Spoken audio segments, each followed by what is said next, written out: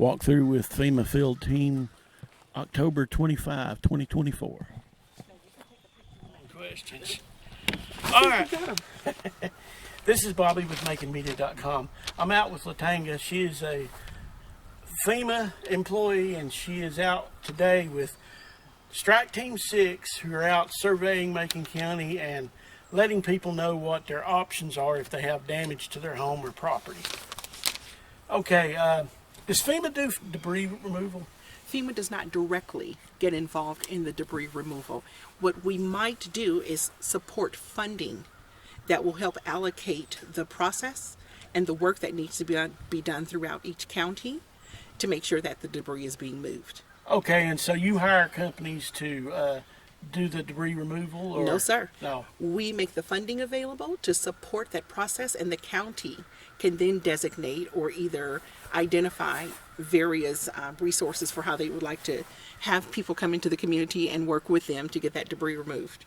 Okay, if people want to volunteer or donate, how can they do that? The one thing that they can do is call the 1-800 number, 1-800-621-3362.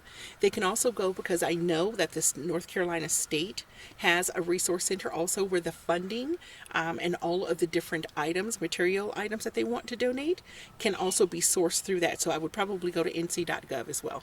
Okay. And does help from FEMA need to be repaid? Absolutely not. We are a cash grant resource that is made available to people that are recovering from disaster. That disaster assistance is tax-free, and there is no impact on the fact that if you even have a government income. We're not interested in that part. We just want to make sure that you're able to repair, rebuild, or either restore your property or either personal items, significant personal items that may have been lost. Okay. How long does FEMA stay in a disaster area? As long as we are needed. As long as we are needed. Remember, this is a partnership between the state of North Carolina and the federal government. And as long as there's a need for us to be here and to help with disaster recovery, matter of fact, our team lead has told us to make sure that we iterate that and underscore it as often as we possibly can. We're committed to helping North Carolina. Okay, and what is the process for FEMA to respond to a disaster? Okay, so there's this thing, what's called the Stafford Act.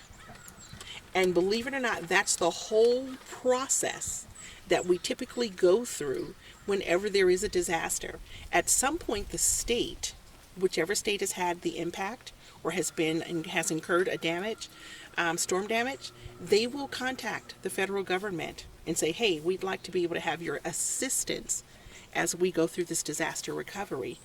There's a discussion on a leadership level that takes place, and then there is a sequential process that will start to initiate. Now, all disasters are going to start locally, and they're going to end locally. So as I mentioned, that there's a we are hiring.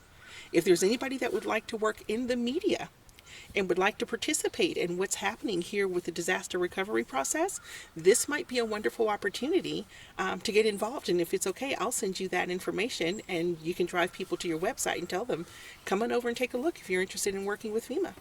Okay, and I'll have links to various resources to where you can apply for help or learn more from FEMA. Thank you for doing this. Okay. It gives us a chance to be able to have somebody give us a liberty of being able to spread awareness about what we're doing, why we're in the neighborhoods. Not only that, what our purpose is. And we're here not to take money, but to give money. So if someone should show up with a FEMA insignia or badge, make sure you ask for their name tag, because that's going to have the key information on it. Anybody else that comes and says for a small nominal fee, I can do this for you, they're not FEMA friendly. Okay. And if there's like local groups that have collected material and have started a distribution center of their own, can they work with you all to make sure people get what they need? I would tell them to contact the volunteer agency liaisons. So what they would do is go to the FEMA website, which is FEMA.gov, and look for volunteer agency liaisons. There should be some contact information available for them, and that way they can start coordinating their resources and saying, this is what you have, here's where we're storing these things, here's where we're making these items available, or here's where all of the other great groups are facilitating and making those resources available. Okay, thank you very much. It was nice to meet you.